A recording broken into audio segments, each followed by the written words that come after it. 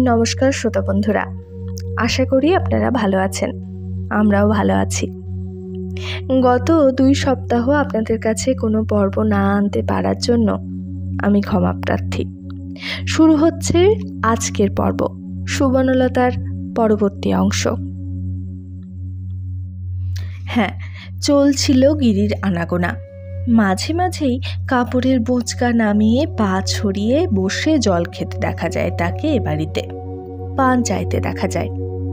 কাপড় না গোছিয়েও চলে যাচ্ছে, আবার আসছে। গিরি এখনো যেমনটি ছিল, যেন ঠিক তেমনটিই আছে। সুবর্ণলতার চেহারায় কত ভাঙচুর হলো, সুবর্ণলতার স্বাস্থ্যে কতই ক্ষয় ধরল।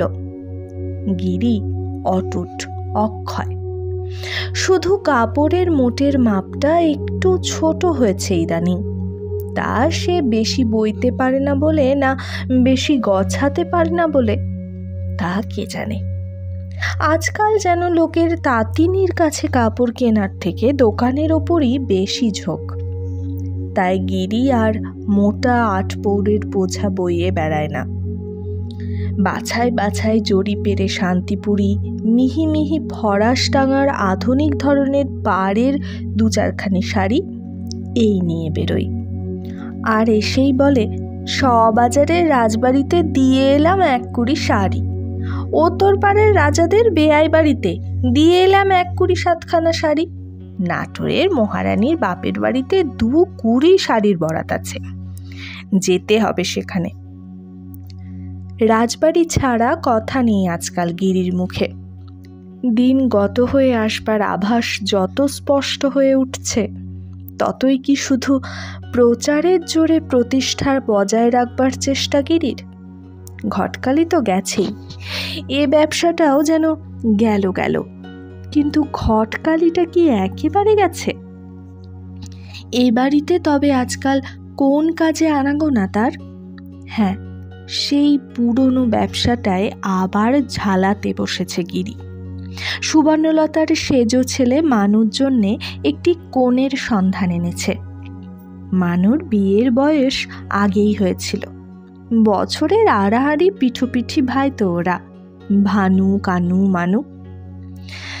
তবে মানু কৃতি হয়ে বিদেশে চাকরি করতে চলে যাওয়ার দরুন বিয়েটা পিছিয়ে গেছে। আর হয়তোবা সুবর্ণলতার অনাগ্রহেও আছে। নচেত মেয়ের বাপেদের তো মেয়ে নিয়ে ধরাধরির কামাই নেই।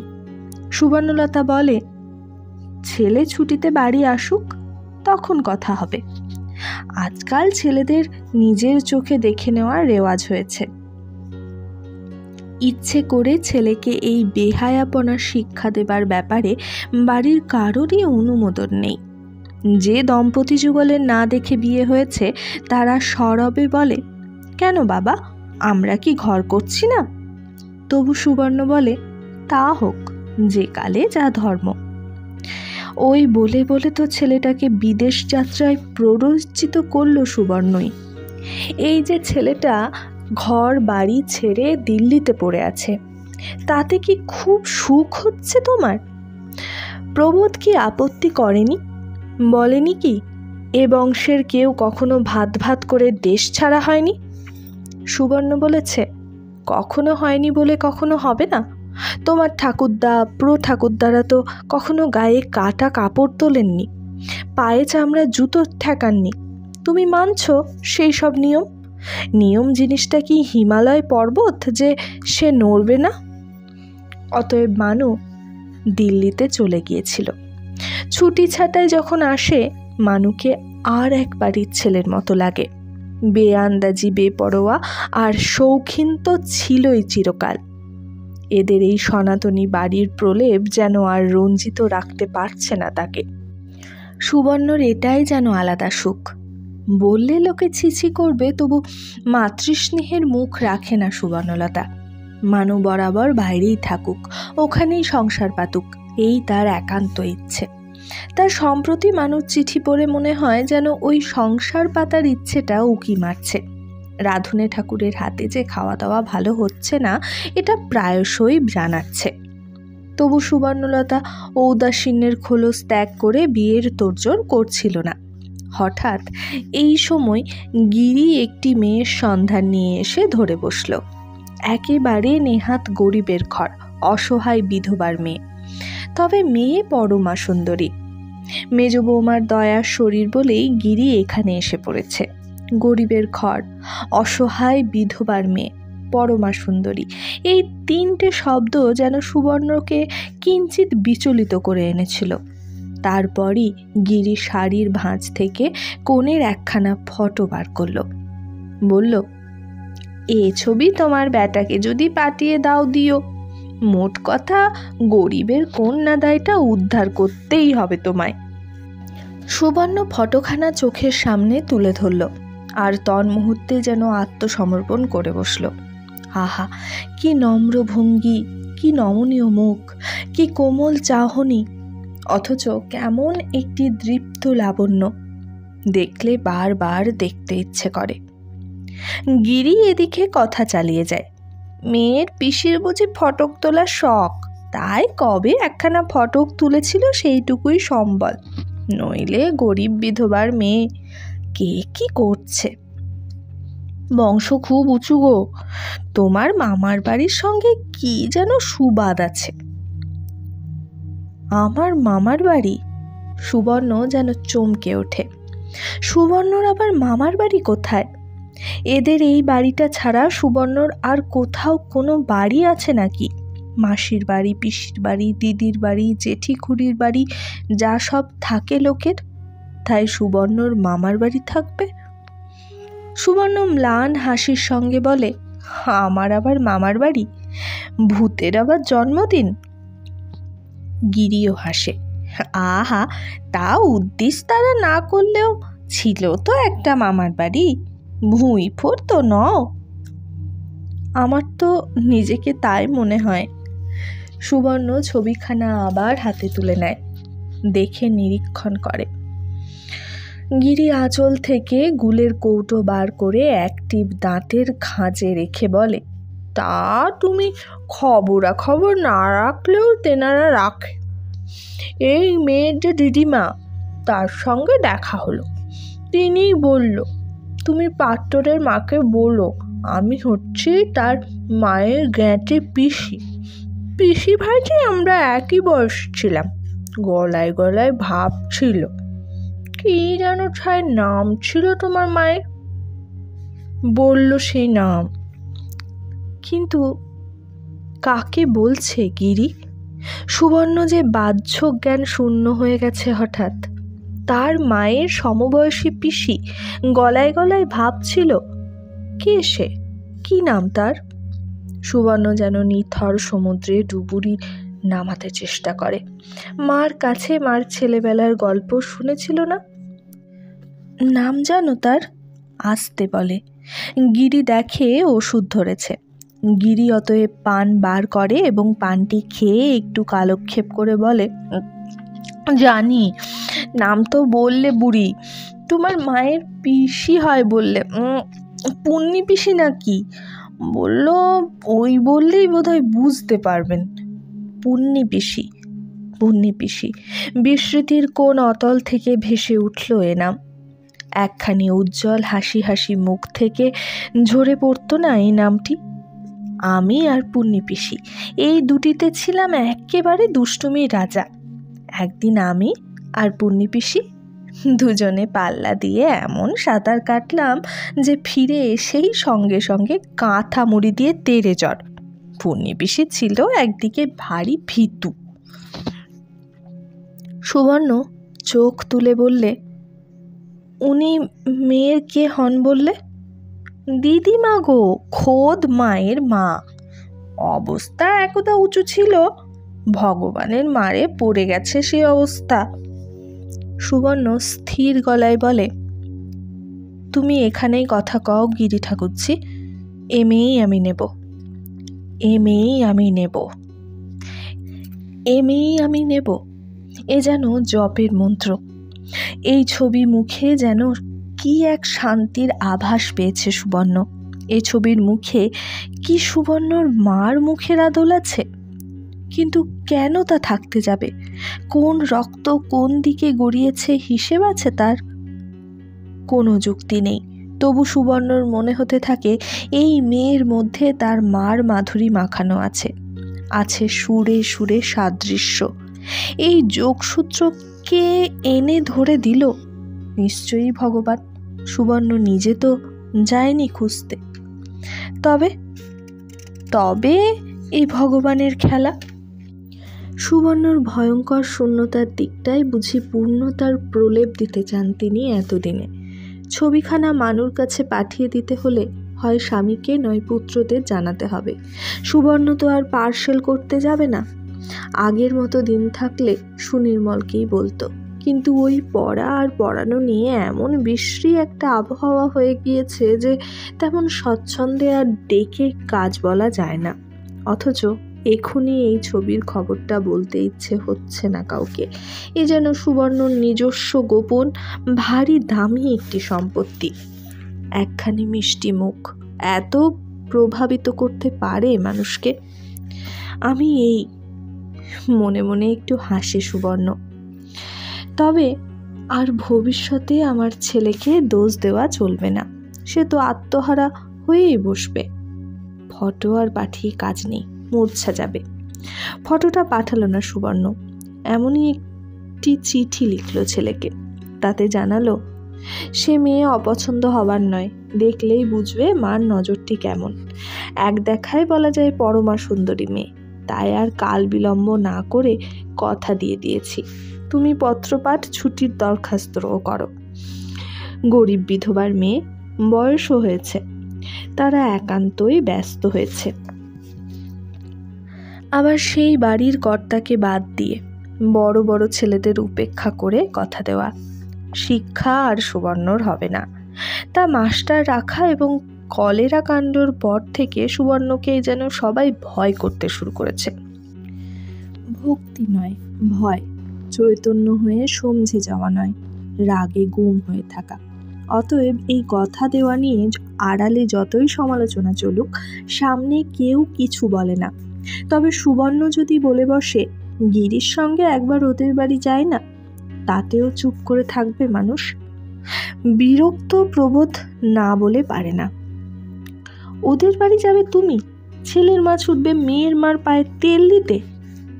পায়ে তেল দিতে আবার কি? সুবর্ণ বলে। শুনলে তো, বাড়িতে পুরুষ অভিভাবক তেমন নেই, মা আর দিদিমা। তার দিদিমা তো আমার থেকে সম্পর্কে বড়, গুরুজন, যেতে দোষের আছে কি? বলে এই কথা সুবর্ণ। দোষের কিছু দেখে না সে, কিন্তু কেউ যদি কেবলমাত্র নিজের দৃষ্টিভঙ্গি দিয়েই দোষ গুণের বিচার করে, সেটা তো সংসার শুদ্ধ লোকে মানতে পারে না। সুবর্ণ যদি ছেলের মা হয়েও হ্যাংলার মতো মেয়ের বাড়িতে যায়, তারা তো এ কথাও ভাবতে পারে নির্ঘাত ছেলের কিছু গলদ আছে, নচেত এত গরজ কিসের? কথাটা উড়িয়ে দেবার নয়। ঝুনো সংসারী লোকেরা তো এভাবেই ভাবতে অভ্যস্ত। যেখানেই দেখবে চুল চেরা হিসেবের বাইরে কিছু ঘটছে, সেখানেই ধরে নেবে নিশ্চয়ই কোথাও কোনো গলদ আছে, নচেত এমন বেহিসেবি কেন? পাত্রপক্ষ সিংহাসনে আসীন থাকবে, পাত্রীপক্ষ জুতো শুকতলা খোয়াবে, এই নিয়ম। এর বাইরে যেতে চেয়েও না তুমি সুবর্ণ। অতএব যাওয়া যায় না। শুধু সুবর্ণ ভবিষ্যৎ বাংলার ছবিতে মেয়েদের জন্য মড়ক প্রার্থনা করে। বাংলাদেশের মেয়েদের ওপর এমন কোনো মড়ক আসে না গো, যাতে দেশ মেয়ে শূন্যি হয়ে যায়।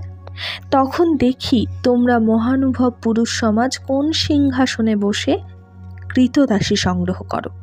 এই অহংকার ফুরবে তোমাদের, তোমাদেরই জুতো শুকতলা খোয়াতে হবে, এই আমি অভিশাপ দিচ্ছি। নিজ মনে এই ভয়ঙ্কর কথা উচ্চারণ করে সুবর্ণ। বলে, হে মোর দুর্ভাগা দেশ, যাদের করেছ অপমান। তবু এই বিয়ে উপলক্ষে আবার যেন ঝেড়ে উঠছে সুবর্ণ। আশ্চর্য, কোথায় লুকোনো আছে তার এই অদম্য প্রাণ শক্তি, যে কতবার ভেঙে লুটিয়ে পড়ে পড়েও আবার ওঠে খাড়া হয়ে। কতবারই তো মনে হয় এইবার বুঝি ফুরিয়ে গেল সুবর্ণলতা। আবার দেখা যায়, আরে এই যে আবার জীবন্ত মানুষের ভূমিকা নিয়েছে। বকুলের বুড়ো মাস্টার মশাইয়ের সঙ্গে তো দিব্যি কথাবার্তা শুরু করে দিয়ে মেয়ের পড়ার তত্ত্ববার্তা নিচ্ছিল। আবার তাকে ধরেই আলাদা এক অঙ্কর মাস্টার রাখিয়েছে, বছরের মধ্যেই মেয়েকে এন্ট্রান্স এক্সামিন দেওয়াবে বলে। ভানু আর ভানুর বউ হাসে আড়ালে, বলে, মা তার ছোট মেয়েটিকে গার্গী মৈত্রেয়ী লীলাবতী না করে ছাড়বেন না। কানু আর কানুর বউ হাসে আর বলে, হে হচ্ছে সেই দাদার বন্ধুর বোনের উপর আক্রোশ। আর কানুর বউ আর ভানুর বউ বলে, মার দেখছি মন্ত্রের সাধন শরীর পাতন, মেয়েকে জলপানি না নিয়ে ছাড়বেন না। তবে কি না কথায় আছে, হিংসেই সব করতে পারে, বাঁজাপুত বিয়োতে নারে, মগজে ঘি থাকলে তবে তো জলপানি। ধরে নেয় নেই ঘি, কিন্তু ওরাই কি পরম পাপে পাপী? সংসার তো এই নিয়মেই চলে, বহির্দৃশ্য নিয়েই তো তার কারবার। কে কি করছে সেটাই দেখে লোকে, কেন করছে তা কি অত দেখতে যায় না। তাই নিজেদের হিসেব অনুযায়ী একটা কারণ নির্ণয় করে নিয়ে সমালোচনার স্রোত বহায়। সুবর্ণর এই ব্যবহারটা হিংসুটে মনের আক্রোশের মতোই তো দেখাচ্ছিল। আবার মানুর বিয়েতে বেশি উৎসাহ দেখলেও নির্ঘাত লোকে বলবে, বেশি রোজগেরে আর দূরে থাকা ছেলে কি না, জগতের রীতি তো, বাইরের জামায় মধুসূদন, ঘরের জামায় মেধু। এ ছেলে বাইরে গেছে, নগদ টাকা পাঠাচ্ছে, অতএব মানু দামি ছেলে, তবে দামি বউ হচ্ছে না, এই যা। এ কথা জনে জনে বলছে। চাপা তো গাড়ি ভাড়া করে এসে বলে গেল, রূপ নিয়ে কি ধুয়ে জল খাবে মা? মেয়ে তো শুনছি ডোমের চুপড়ি ধোয়া। মানুর মতন দামি ছেলেকে তুমি কানাকুড়িতে বিকিয়ে দেবে? অথচ আমার পিস শ্বশুর অত সাধ্য সাধনা করলেন, তখন গা করলে না তুমি? উনি মেয়েকে মেয়ের ওজনে সোনা দিতেন, তার উপর খাট, বিছানা, আরশি, আলনা, ছেলের সোনার ঘড়ি, ঘড়ির চেন, হীরের আংটি, সোনার বোতাম। সুবর্ণ হঠাৎ খুব জোরে হেসে উঠেছিল, বলেছিল, তাহলে তো শ্যাকরার দোকানের সঙ্গে বিয়ে দিলে আরও ভালো হয় রে চাপা। চাপার ওই জমিদার পিসশ্বশুর সম্পর্কে সমীহর শেষ নেই, তাই চাপা রাগ করে উঠে যায়। সুবর্ণ ভাবে, জঞ্জালের বোঝাকে এত বেশি মূল্য দেয় কেন মানুষ? সুবর্ণ ভাবে, চাপাটা চিরকেলে মুখ্যু। তা হয়তো সত্যি, মুখ্যু চাপা মুখ্যুর মতো কথা বলেছে, কিন্তু মানু তো মুখ্যু নয়। মানুর তো বিদ্যের জোরেই 300 টাকা মাইনের চাকরি করছে। তবে সে এমন চিঠি লেখে কেন? মানুর চিঠির ভাষা কৌতুকের, তবে বক্তব্যটা অভিন্ন। সেও বলেছে, এ যুগে রূপের চেয়ে রূপোর আদর বেশি। তাছাড়া হাড় দুঃখী বিধবার মেয়ে বিয়ে করে চিরকাল যে তাদের টানতে হবে তাতে সন্দেহ নাস্তি। কাজ কি বাবা এত ঝামেলায়? বরং নিজেরই এখন নগদ কিছু টাকা হাতে পেলে ভালো হয়। তার একটা ভালো চাকরির সন্ধান পেয়েছে, দিল্লি সিমলের কাজ, ভবিষ্যতের আশা আছে, তবে নগদ 5,000 জমা দিতে হবে। অতএব এই বিয়েটাকেই তাক করে আছে মানু ওই টাকার সুরাহার ব্যাপারে। তার সেই সুরাহার মুখও একটু দেখা যাচ্ছে। বর্তমান অফিসের বড় কর্তা নাকি তাকে জামাই করে ফেলবার দারুণ ইচ্ছে, এবং সেই ইচ্ছের খাতে ওই টাকাটি দিতে পারেন। অবশ্য বিয়ের আনুষঙ্গিক দান সামগ্রী, বরাভরণ, মেয়ের গহনা ইত্যাদিতে কিছু ঘাটতি হতে পারে, কিন্তু কি লাভ কতগুলো জঞ্জালের স্তূপে? জঞ্জালের স্তূপ। সুবর্ণলতার কথাটাই তো বলেছে তার ছেলে। তবে আর অমন সাপে খাওয়ার মতো স্তব্ধ হবার কি আছে সুবর্ণলতার? ছুটি নিয়ে এলো মানু বিয়ে করতে। বরকর্তার স্ত্রী, পুত্র, পরিবার সবই কলকাতায়। সত্যিই তারা জঞ্জালটা বেশি দিলেন না, তবে ঘটাপটা ত্রুটি রইল না, এ পক্ষেরও হলো না। বড়লোকের বাড়ির বিয়ে হচ্ছে বলে মান রক্ষার ব্যাপারে তৎপর হলো মানুর বাপ ভাই। সানায় বাজলো 3 দিন ধরে, আলো জ্বলল অনেক, অ্যাসিটিলিন গ্যাসের লাইন চলল বরের সঙ্গে সঙ্গে। এদিকে ছাদ জুড়ে হোগলা ছাওয়া হলো, এটো গেলাস কলা পাতায় ফুটপাত ভর্তি হয়ে গেল। কাকেরা আর কুকুরেরা সমারোহের ভোজ খেয়ে নিশ্চয়ই শতমুখে আশীর্বাদ করল। চাপাচন্দন তো কাছের মেয়ে এলোই, দূরের মেয়ে পারুলও এলো। আর মায়ের সঙ্গে প্রথমত দেখা হতেই চমকে উঠল সে। এ কি চেহারা হয়েছে মা তোমার? তারপর গল্প প্রসঙ্গে বলল, বেশ করেছ ওকে লেখাপড়ায় এগোচ্ছ। বিদ্যেটা করে ফেলতে পারলে তবে তো এ প্রশ্ন তোলা যাবে, মেয়ে মানুষই বা চাকরি করবে না কেন? মেয়ে মানুষের বা চিরকুমারী থাকতে ইচ্ছে করলে সেই ইচ্ছে পূরণ হবে না কেন? বলা যাবে মেয়েদেরই বিয়ে না হলে জাত যায়, পুরুষের যায় না? এ শাস্ত্রটা গড়ল কে? তারপর বকুলের সঙ্গে একান্তে দেখা হলে হেসে বললে, প্রেমের কদ্দূর এগোলি? বকুল বলল, আহ শেষদি। কেন বাপু? তবু একজনেরও যদি জীবনে কোনো নতুন ঘটনা ঘটে দেখে বাঁচি। খুব কবিতা লিখছিস বুঝি আজকাল? বকুল অনেক দিন পরে শেষদিকে পেয়ে মনের দরজা খুলে যায় যেন তার। কতদিন একটু সরস কথার মুখ দেখেনি, তাই হেসে হেসে বলে, প্রেমের কবিতা তাই এত ইয়ে? পারুল একটু চুপ করে থাকে, তারপরে বলে, না কবিতা আর লিখি না। লিখিস না? মূর্তিমান কাব্যতেই একেবারে নিমগ্ন হয়ে আছিস? তাই আছি। পারুলের মুখে কৃষ্ণপক্ষের জ্যোৎস্নার মতো একটা ম্লান হাসির আভা। এই শোন শেষদি, বেশি চালাকি করিস না। ইতিমধ্যে কটা খাতা ভরালি দেখব। এনেছিস তো? পারুল উড়িয়ে দেয় সে কথা। তারপর একসময় হেসে উঠে বলে, প্রেমের কবিতা বড় ভয়ানক বস্তু রে। ও লোক বিশেষে জলবিছুটি দেয়। প্রেম ব্যতীত প্রেমের কবিতা এ তার বিশ্বাসের বাইরে। বকুল আসতে বলে, তার মানে উচ্চশিক্ষা জিনিসটা শুধু একটা কোট শার্টের মতো, গায়ের ওপর চড়িয়ে বাহার দেওয়া? পারুল একটা নিঃশ্বাস ফেলে বলে, কি জানি, সর্বত্রই তাই। না কোথাও কোথাও সেটা অস্থি মজ্জায় গিয়ে মিশে চিত্তকে উচ্চে তোলে। এই সত্যি সেজ জামাইবাবু প্রেমের কবিতা দেখলে চটে? চটে? না তো। পারুল হেসেই বলে, চটে না, শুধু বলে গুপ্ত প্রেম না থাকলে এত গভীর প্রেমের কবিতা আসতেই পারে না। পাতায় পাতায় ওই যে তুমি আর তোমার জন্যে হাহাকার, তার লক্ষ্যস্থল যে হতভাগা আমি নই সে তো বুঝতেই পারা যাচ্ছে। তাই প্রেম যখন আইবুড়ো বেলা থেকেই আছে, তখন আর এ হতভাগার গলায় মালা দেওয়া কেন? চমৎকার, কবিরা সব প্রেমে পড়ে পড়ে তবে। থাক বকুল, ও কথা রাখ, তোর কথা বল। এতদিন এখানে কি হলো টলো বল। সে তো মহাভারত। পারুল হাসে। পারুল তার ভেতরের সমস্ত বিক্ষোভকে নিজের মধ্যে সংযত রেখে স্থির থাকবে, এই বুঝি পারুলের পণ। অভিমানের কাছে সব পরমকে বলি দেবে, এই বুঝি ওর জীবন দর্শন। তাই পারুল সব কিছুকে চাপা দিয়ে বলে, তবে তো হাতে সুপুরি হর্তকি নিয়ে বসতে হয় রে। মহাভারতের কথা অমৃত সমান, কাশিরাম দাস ভনে শুনে পুণ্যবান।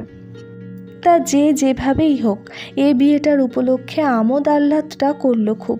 নববিবাহিত মানু একদিন নিজের পয়সা খরচ করে সবাইকে নতুন একটা জিনিস দেখালো, বাংলা বায়োস্কোপ। চন্দন একদিন নতুন বউয়ের ছুতোয় গোষ্ঠীবর্গ সবাইকে নেমন্তন্ন করলো।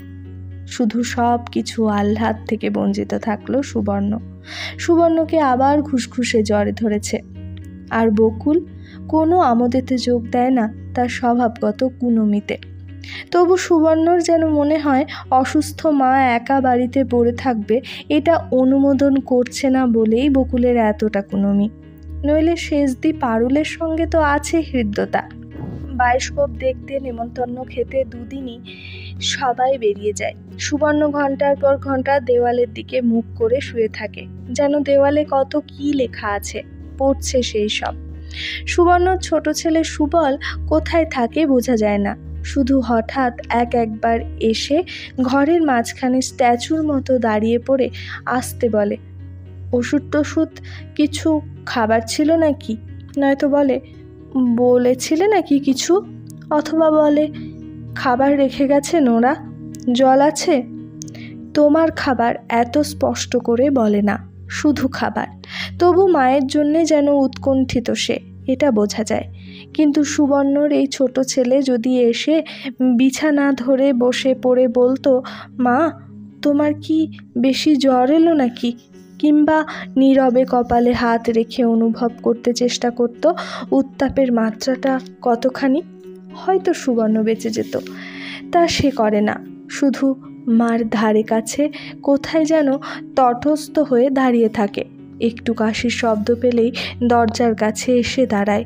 হয়তো ওর ইচ্ছে হয় মার বিছানার ধারে বসে মার গায়ে হাত রাখে, অনভ্যাসের বশে পারে না। তাই শুধু তার চোখে মুখে এতটা বিপন্ন উৎকণ্ঠার ভাব ফুটে ওঠে। দেওয়ালের দিকে মুখ করে শুয়ে থাকলেও সুবর্ণ অনুভব করতে পারে সেই মুখচ্ছবি। তবু সুবর্ণও তো বলে না, আয় না সুবল, আমার কাছে এসে একটু বস না। বলে না নয়, বলতে পারে না। সুবর্ণ সমস্ত অন্তরাত্মা বলবার জন্যে আকুল হয়ে ওঠে, তবু বোবা হয়ে থাকে বাকযন্ত্র। শুধু ক্ষুধিত তৃষ্ণার্ত সুবর্ণর হাতেই মজুত রয়েছে তার ক্ষুধার খাদ্য, তৃষ্ণার জল। কিন্তু রয়েছে একটা শিল করা বাক্স, আর সেই শিল ভাঙা ক্ষুধা তৃষ্ণা মেটাবার ক্ষমতা সুবর্ণর নেই।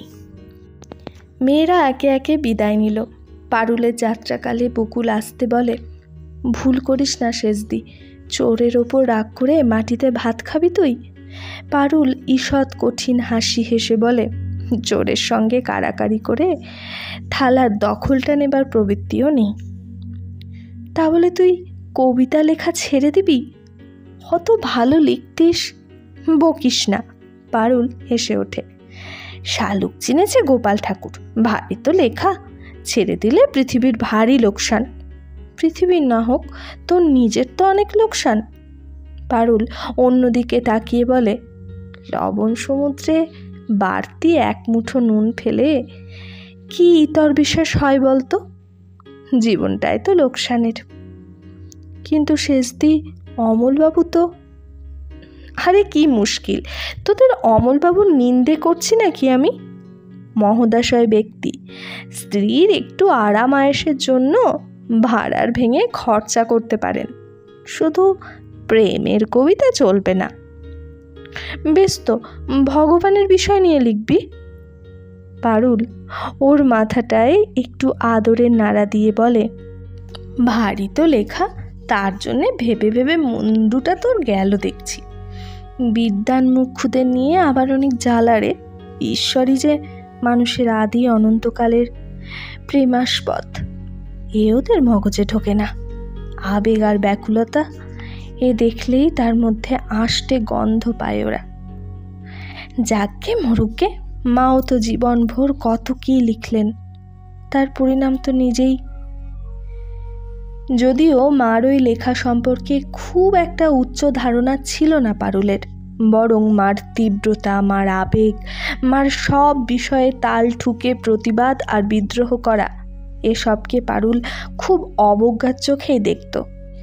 জানতো মার লেখাও ওই পর্যায়ের, কাজেই মূল্যবোধ কিছু ছিল না তার সম্বন্ধে। তবু এখন একটু উল্লেখ করলো, ব্যর্থতার তুলনা করতে করলো উল্লেখ। বকুল চুপ করে থাকলো। বকুলের হঠাৎ সেই এক লহমার জন্য দেখা আগুনের আভায় স্পষ্ট হয়ে ওঠা মুখটা মনে পড়ল। সেই মুখ পরাজিত সৈনিকের না অপরাজেয় কাঠিন্যের আজ পর্যন্ত ঠিক করতে পারেনি বকুল। তা হয়তো পরাজিতেরই, হয়তো সুবর্ণ ওই দেওয়ালের দিকে তাকিয়ে দেওয়ালের লেখা পড়ে না, লেখে সেখানে অদৃশ্য কালিতে লিখে রাখে বঞ্চনা জর্জরিত পীড়িত আত্মাদের ইতিহাস। না, শুধু তার নিজের কথা নয়, লক্ষ লক্ষ আত্মার কথা পরবর্তীকাল পড়বে ওই লেখা। কে জানে তখন আবার তার প্রতিক্রিয়ায় জন্ম নেবে কিনা আর এক নতুন জাতি, উদ্ধত, অবিনয়ী, অসহিষ্ণু, অসন্তুষ্ট, আত্মকেন্দ্রিক। দেওয়ালের লেখাও তো সেলেটের লেখার মতো একবার লেখা হয়, একবার মোছা হয়। আজ হয়তো এক হিত সর্বস্ব সৈনিক পরাজয়ের কথা লিখে রেখে যাচ্ছে, আগামীকাল। কিন্তু সত্যিই কি তবে এবার যাচ্ছে সুবর্ণলতা? তা নইলে এত ভেঙে পড়েছে কেন? উঠতে যদি পারেও উঠতে চায় না। বিছানাতেই রাত দিন, মেঝেই মাদুরের ওপর পাতা বিছানা। ঘর মোছা ঝি জ্ঞানদা এসে বলে, একটু যে উঠতে হবে মা। আগে আগে উঠছিল সুবর্ণ, আজকাল বলে, আর উঠতে পারি না বাপু, পাশ থেকে মুছে নিয়ে যাও। আর মাঝে মাঝে বলে, দক্ষিণের ওই বারান্দায় একটা চিক ডিঙিয়ে দিলে ওইখানেই শুতাম। প্রবোধ শুনতে পেয়ে রাগ করে বলে, ওই খোলা বারান্দায় শোবে? এই নিত্যি জ্বর। ঘুষঘুষে জ্বরে খোলা হাওয়া ভালো, সুবর্ণ একটু হেসে বলে। তাছাড়া দক্ষিণের বারান্দায় মরবার যে বড় স্বাদ আমার। ওসব অলক্ষণে কথা বলো না মেজ বউ। প্রবোধ গুম হয়ে যায়। সুবর্ণ বলে, অলক্ষণে কি গো, এখন মরলে জয় জয়াকার। যাকে মরছি না তো, মরবো না, তবে রাত্রিরে কেসে মরি, তোমার ঘুম হয় না? তা কথাটা মিথ্যে নয়। ও দেওয়ালের একবারে ও প্রান্তের উঁচু খাটে ঝালর দেওয়া বালিশ তাকিয়ায় ঘেরা যে বিছানাটি বড় আরামের শয্যা ছিল, প্রবোধের সেখানে আর নিশ্চিন্তে ঘুমোনো যাচ্ছে না। ওই কাশির শব্দ হলেই কেমন যেন ঘরে টিকতে পারে না প্রবোধ। দরজা খুলে বেরিয়ে দালানের চৌকিতে বসে সে। তবু প্রতিবাদ করে প্রবোধ, বাহ, শুধু আমার ঘুমটাই বড় হলো, তুমি তো কেশে কেশে। কিন্তু প্রতিবাদের সুরটা যেন দুর্বল শোনায়।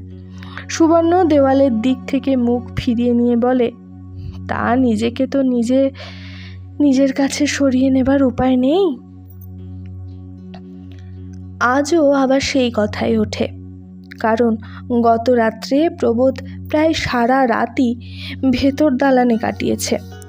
তবু আজ যেই সুবর্ণ দক্ষিণের বারান্দায় চিক ফেলার কথা বলে, প্রবোধ পাড়া জানিয়ে চেঁচিয়ে চেঁচিয়ে বলে, এই বকুল, দাদাদের বল মুঠে ডেকে আমার খাটখানা ওই ছোট ঘরে নিয়ে যাক, ওইখানেই শোবো আমি আজ রাত থেকে।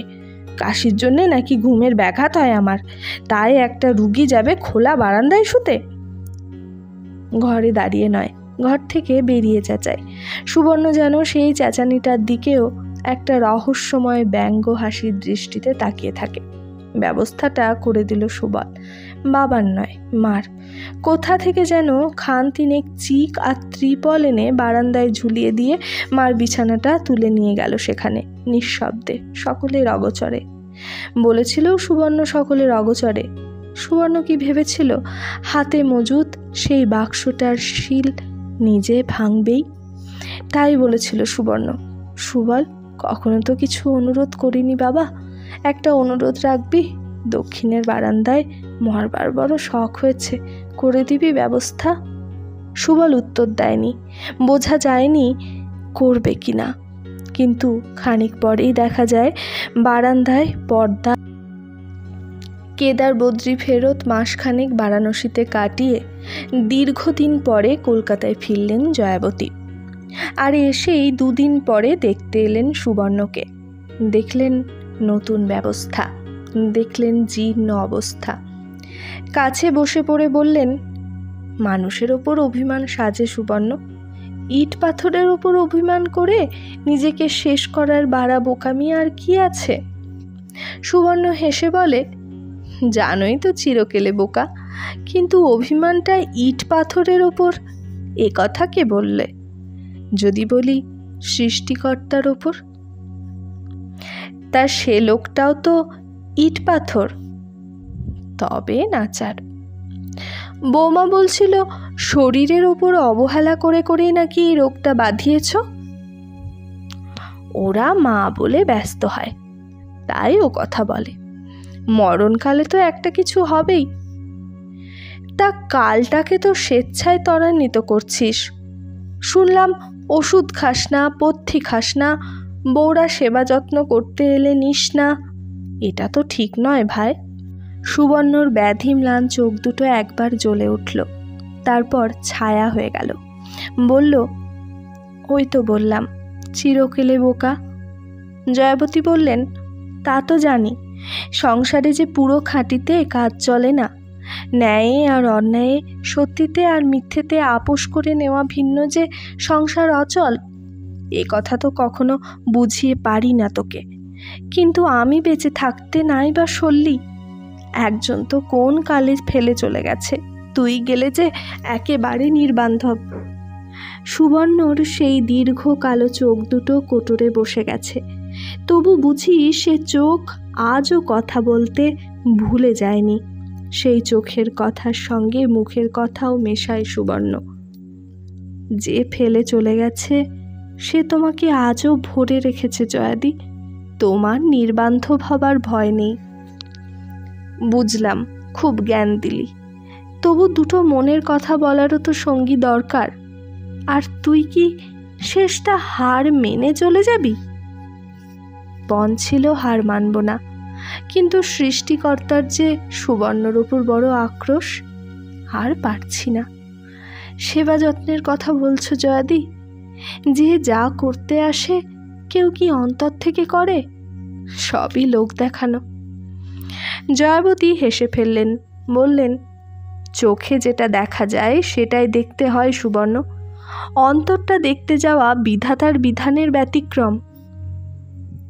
সুবর্ণ কয়েক সেকেন্ড চুপ করে থেকে বলে, থাক জয়াদি, ও নিয়ে তর্ক করা বৃথা, এ কাঠামোয় নতুন করে আর কিছু হবে না। তার চাইতে তুমি যা সব দেখে এলে তার কথা বলো। জয়াবতী ক্ষুব্ধ গলায় বলেন, সে আর বিশদ করে বলতে ইচ্ছে নেই সুবর্ণ, তোর কাছে চিরকালের লজ্জা রয়ে গেল আমার। তীর্থ করেছি না রাত দিন অপরাধের ভারে মরমে মরে থেকেছি। ও মা, শোনো কথা। সুবর্ণ ও কথা চাপা দিতে চেষ্টা করে, কিন্তু জয়াবতী কথাটা শেষ করেন। শুধু আমি একা হলে তোকে ফেলে চলে যাওয়ার কথা ভাবতেও পারতাম না, কিন্তু দল বড় ভয়ানক জিনিস। ও জিনিসের মায়া থাকে না, মমতা থাকে না, চক্ষু লজ্জা থাকে না। যাব না বললে খেয়ে ফেলতো আমায়, আমি তো উদ্যোগী। সুবর্ণ বলে, যাবে না কি বলো? তীর্থ বলে কথা, মহাতীর্থ, জীবনে দুবার সুযোগ আসে না।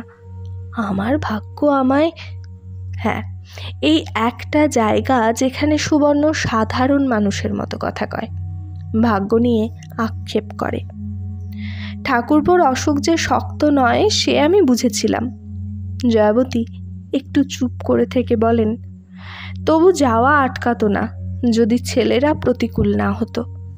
সুবর্ণ হঠাৎ হেসে ওঠে, খাপ ছাড়া, ভাঙা ভাঙা। শোনো কথা, জন্মলগ্নই যার প্রতিকূল, তার আবার কে অনুকূল হবে? হ্যাঁ, এইটাই হয়তো ঠিক কথা। জন্মলগ্ন নাকি তার রাশি নক্ষত্রের সৈন্য সামন্ত নিয়ে আজীবন তাড়া করে বেড়ায় মানুষকে, এটা একটা অঙ্কশাস্ত্রের কথা। কথায় ছেদ পড়ল। এক হাতে গেলাস, এক হাতে রেকাবি নিয়ে এসে ঢুকলো ভানুর বউ। সহাস্যে বলল, জেঠিমা তীর্থ করে ফিরেছেন, আজ কিন্তু আপনাকে জল না খাইয়ে ছাড়ব না। দেখুন, আমি তসর কাপড় পরে পাথরের বাসনে করে নিয়ে এসেছি। জয়াবতী স্মৃত মুখে বললেন, না জিজ্ঞেস করে এসব করতে গেলে কেন গো পাকলি মেয়ে? আজ যে আমার সংকটা, কিছু খাবো না তো।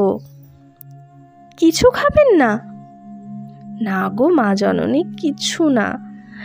দেখো দেখি, শুধু শুধু কষ্ট পেলে। দুঃখের আর অবধি থাকে না বড় বৌমার, ম্লান মুখে চলে যায়। চলে গেলে সুবর্ণলতা বলে, তুমি তো বেশ অভিনয় করতে পারো জয়াদি। জয়াবতী হেসে বলেন, উপায় কি, জগৎটা তো থিয়েটারই। তুমি অভিনয় করতে পারলে না বলেই হেরে মরলে। সুবর্ণলতা আস্তে ওর হাতটা মুঠোয় চেপে ঈষৎ চাপা দিয়ে বলে, হেরেছি, কিন্তু হার মানিনি। জয়াবতী উঠছিলেন। প্রবোধ এসে দাঁড়ালো, হইচই করে বলে উঠল, এই যে নতুন বৌঠান, তীর্থ হলো? ভালো ভালো। তা দেখছেন তো আপনার শরীরের অবস্থা, অথচ এক পুরিয়া ওষুধ খাবে না, সেবা যত্ন নেবে না, আবার এই খোলা জায়গায় এসে শোয়া, নিজের দোষেই প্রাণটা খোয়াবে মানুষটা। সুবর্ণলতা হঠাৎ দারুণ কাশতে থাকে, থামতেই চায় না। প্রবোধ ভয়ার্ত মুখে চেঁচিয়ে ওঠে, এই বকুল, কোথায় আছিস সব? রোগা মানুষ, একটু জলও। আচ্ছা আমি দেখছি বলে বোধ করি নিজেই জলের চেষ্টায় বেরিয়ে যায়। গঙ্গার জল কত বাড়ল, পৃথিবীর গতি কত বদলালো, তবু সমাজ সামাজিকতার লৌহ নিগড় থেকে ছুটি নেয় না বুড়ো বুড়িরা। শ্যামা সুন্দরীকে এখন কেউ সামাজিকতা করল না বলে নিন্দে করবে না, তবু তিনি কানুর খোকা হয়েছে শুনে রূপোর ঝিনুক বাটি নিয়ে মুখ দেখতে এলেন। অর্থাৎ চিরকাল যা করে এসেছেন তা করবেন। সবাই বকতে লাগলো। উনি বললেন, তা হোক তা হোক, প্রবোধের এই প্রথম পৌত্তর, বড়নাথ বউ তো প্রথম মেয়ে দেখিয়েছে। পৌত্তর তাই বটে, জিনিসটা আরাধনার, অথচ সুবর্ণলতা বেহুঁশ হয়ে বসেছিল। সোনার হার দিয়ে মুখ দেখবার কথা যার, নিজের ত্রুটি দেখে না সুবর্ণ, কেবল পরের ত্রুটি টের পায়। সে যাক, শ্যামা সুন্দরীর ছানি পড়ে আসা চোখেও অবস্থাটা ধরা পড়ল। প্রবোধকে ডেকে বললেন কথাটা, বৌমার কি হাল প্রবোধ? ডাক্তার বুদ্ধি কিছু দেখিয়েছ? প্রবোধ মাথা চুলকে বলে, ডাক্তার বুদ্ধি মানে পাড়ার একজন খুব ভালো হোমিওপ্যাথি, তার কাছ থেকে ওষুধ এনে দিয়েছিলাম, কিন্তু খেলেই না ওষুধ, পড়ে থাকলো। চিরকালে জেদি তো, ওই মনের গুণেই কখনো শান্তি পেলে না। তুমি তো দেখেছো মামি, চিরকালটা সাধ্যের অতিরিক্ত করলাম, তবু কখনো মন উঠল না। শ্যামা সুন্দরী ব্যস্ত গলায় বলেন, আহা, মন করেই বা দোষ দিচ্ছ কেন বাবা? মানুষের দেহেই কি ব্যাধি হয় না? শ্যামা সুন্দরীর চলে যেতে প্রবোধ পাড়ার ব্রজেন কোবরেজকে ডেকে আনল। সুবর্ণলতাকে উদ্দেশ্য করে দরাজ গলায় বললে, এই যে কোবরেজ মশাই এসেছেন, নাও এখন বলো তোমার অসুখটা কি? এদের দেখেই চমকে উঠে বসে মাথায় কাপড় টেনে দিয়েছিল সুবর্ণ। কোবরেজ মশাই, কই হাতটা দেখি তো মা, বলে নিজের হস্ত প্রসারণ করতেই দৃঢ় কণ্ঠে বলে উঠল, আপনাকে অকারণ কষ্ট দেওয়া হলো কোবরেজ মশাই, কোথাও কোনো অসুখ আমার নেই। কোবরেজ পাড়ার লোক, সমীহ কম।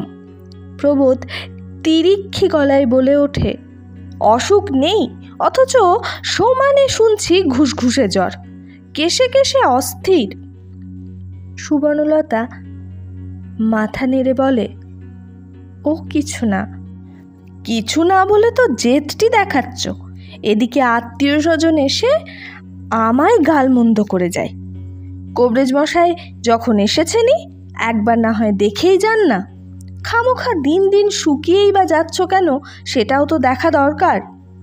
সুবর্ণলতা আরও দৃঢ় গলায় বলে, না, দরকার নেই, আপনাকে বৃথা কষ্ট দেওয়া হলো কোবরেজ মশাই, আপনি আসুন, অর্থাৎ আপনি বিদায় হন। এমনি করে একদিন কুলো পুরোহিতকে তাড়িয়েছিল। ব্রজেন কোবরেজ ফর্সা মানুষ, আরক্ত মুখটা আরও আরক্ত হয়ে বলেন, বাড়িতে পরামর্শ করে তবে ডাক্তার বদ্যিকে কল দিতে হয় প্রবোধবাবু। প্রবোধবাবু ঘাড় হেঁট করে সঙ্গে সঙ্গে নেমে যান। কোবরেজ এসেছিলেন, দেখানো হয়নি কেন?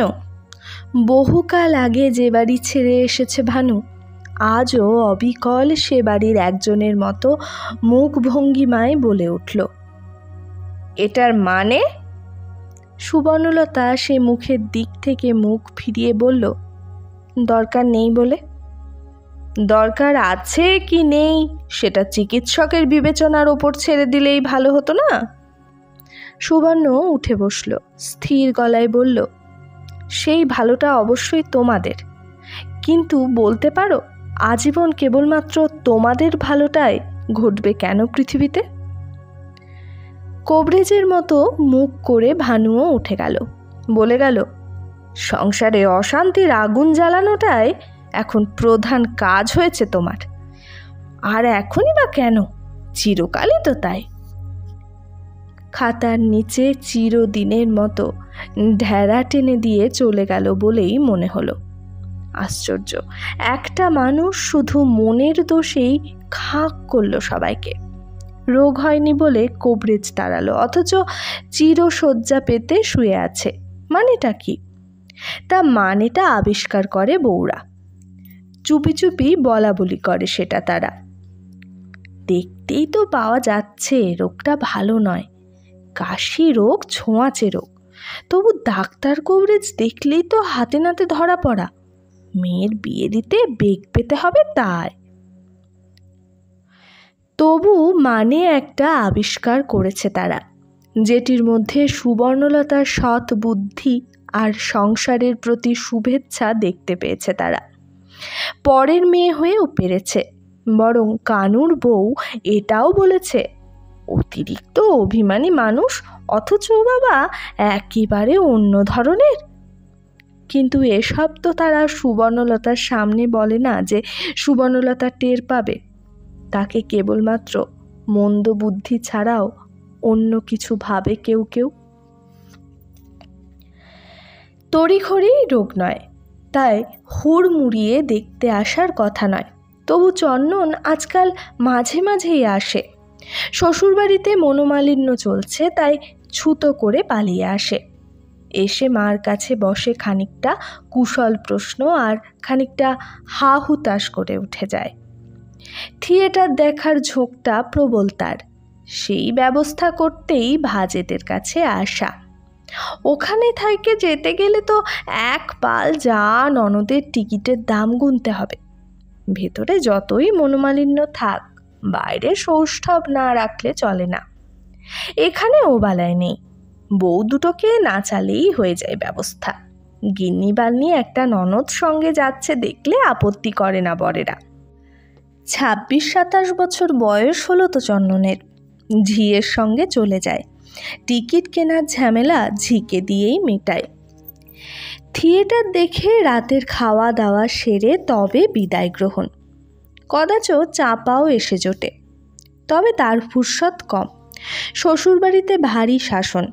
চন্দন এসেছিল, যাবার সময় আবার মার কাছে একটু বসে গায়ে পায়ে হাত বুলিয়ে বিদায় নেয় চন্দন। একটা নিঃশ্বাস ফেলে বলে, আবার সময় পেলেই আসবো মা। সুবর্ণলতা মেয়ের কথার উত্তর দেয় না। কাছে দাঁড়িয়ে থাকা কানুর দিকে তাকিয়ে বলে, ওদের সব বলে দিও কানু, আমার মরার আগে আর কারুর আসার দরকার নেই, মরলে পরে যেন আসে। বলল এই কথা। মরতে বসেও স্বভাব চায়নি। পেটের মেয়েকে এই অপমান করলো। মানুষকে অপমান করে করে ওটাই যেন পেশা হয়ে গেছে ওর। কিন্তু মেয়ে বলে তো এই অপমানটা নীরবে হজম করতে পারে না চন্দন। না, রোগা মানুষের কথা ধর্তব্য নয়। সেও আচ্ছা মনে থাকবে বলে গটগটিয়ে গিয়ে গাড়িতে ওঠে। কানু পিছু পিছু যায় পৌঁছাতে। পরদিনই খবরটা চাপার কাছে পৌঁছয় এবং বহুবার বলা কথাটায় আবার বলে দুজনে, আমরা সতীনজি, আসল মেয়ে পারুলবালা আর বকুলবালা। তদবধি মায়ের আদেশ পালন করেই চলছিল তারা। আসছিল না, কিন্তু মরতে যে বড় বেশি বিলম্ব করল সুবর্ণলতা। কানুর ছেলের অন্নপ্রাশন ঠেকিয়ে ঠেকিয়ে 8 মাস তুলেও যখন বিছানা থেকে তোলা গেল না সুবর্ণকে, তখন প্রবোধ নিজেই হাল ধরে ঘটার আয়োজন করল। নইলে লোক সমাজে যে মুখ থাকে না। সেই সময় অনেক সাধ্য সাধনা করে মেয়েদের নিয়ে এলো প্রবোধ। তা তারা আমোদ আহ্লাদে যোগ দিলেও মার কাছে ভার ভার হয়েই থাকলো। শুধু যা একটু প্রণাম, তাও তো শোয়ার মানুষের প্রণাম নিষেধ। বকুল বেচারা একবার দিদিদের দিকে আর একবার মার দিকে ছোটাছুটি করতে লাগলো, পাছে কোনো এক পক্ষ চিরদিনের মতো বেঁকে বসে। কিন্তু বকুলের পরীক্ষা, বকুলের জলপানি পাওয়া, তার কি হলো? কিন্তু সে দুঃখের কথা থাক, পড়া আর এগুলো কই তার? সুবর্ণরই কারণ। সুবর্ণলতা পৃথিবীর দিক থেকে পিঠ ফিরিয়েছে, তবু যা বকুলকেই এখনো খুব ঠেলে সরায়নি। বকুল যদি দুধটা সাবুটা এনে দাঁড়ায়, হাত বাড়িয়ে নেয়, আর কেউ আনলেই তো বলে রেখে যাও, খাবো। তবু মাঝে মাঝে সুবর্ণ খোঁজ নেয়, তোর লেখাপড়ায় কি হলো? মাস্টারকে বিদেয় করে দিয়েছে বুঝি? বকুল মনে মনে বলে, ভগবান, মিথ্যে কথায় দোষ নিও না। মুখে বলে অসুখ করেছে মাস্টার মশাইয়ের। সুবর্ণ আর কথা বলে না, চোখটা বুঝে। বুঝতে পারা যাচ্ছে এবার শেষ হয়ে আসছে। যে মানুষ চিরটা দিন শুধু কথাই বলেছে, আর বলবো না প্রতিজ্ঞা করেও না বলে পারেনি, শুধু সংসারটি নিয়েই নয়, দেশ নিয়ে, দশ নিয়ে, সমাজ নিয়ে, সভ্যতা নিয়ে, রাজনীতি, ধর্মনীতি, পুরাণ, উপপুরাণ, সব কিছু নিয়ে কথা বলেছে। আর অপর কেউ তার বিপরীত কথা বললে তাল ঠুকে তর্ক করেছে। সেই মানুষের কথায় যখন বৃত্তৃষ্ণা এসেছে, তখন আর আশা করার কিছু নেই। নেশাখোরের কাল সন্নিকট ধরা যায় তখন যখন তার নেশার বস্তুটায় অনাসক্তি আসে।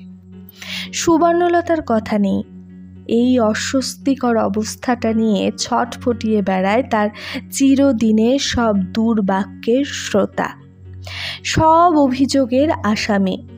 কালীঘাটে পুজো মানত করে আসে সে, ঠনঠনিয়া কালীর খাড়া ধোয়া জল চেয়ে নিয়ে আসে। মাটির ভাঁড়টা বিছানার অদূরে নামিয়ে রেখে ভাঙা ভাঙা কাঁদো কাঁদো গলায় বলে, এটুকু মাথায় বুলিয়ে খেয়ে ফেলো দিকি, কষ্টের উপশম হবে। উপশম হবে? সুবর্ণ বলে, রাখো, রেখে দাও। বেশিক্ষণ ওই রুগীর সামনে বসে থাকতে পারে না প্রবোধ। আসে যায়, আবার ঘুরে এসে বলে, অভক্তি করো না মেজবউ, একবার খাড়া ধোয়া জল খাও।